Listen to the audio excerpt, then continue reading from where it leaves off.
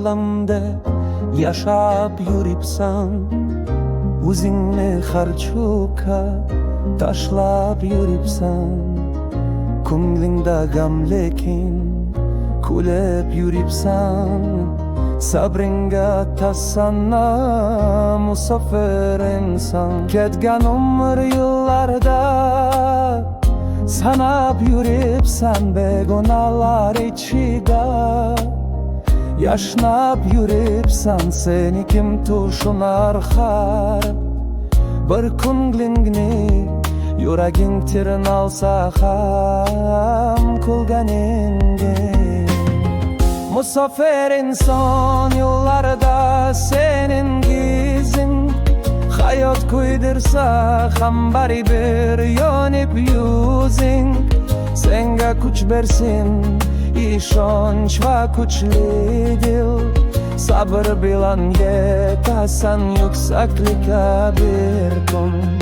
Musafir inson yollarda senin gizing, hayot kuydirsa ham baribir yonib yuzing. Senga kuch bersin ishonch va kuchli dil, sabr bilan yetasan yuksaklikka bir kun.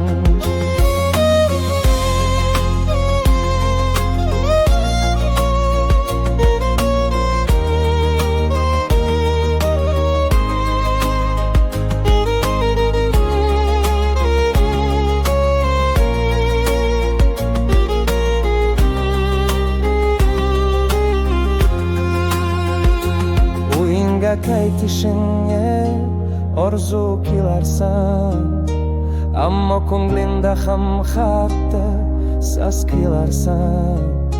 Chetlarda topganamgin yo'qolmasa yaxshi, musafirning dillari doim qashshoqdir.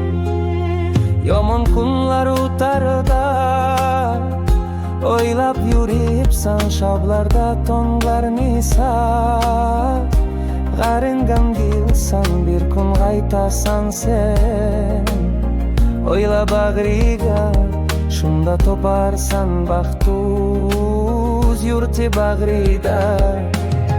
Musafir inson yollarda senin gizing, hayot kuydirsa ham baribir yonib yuzing.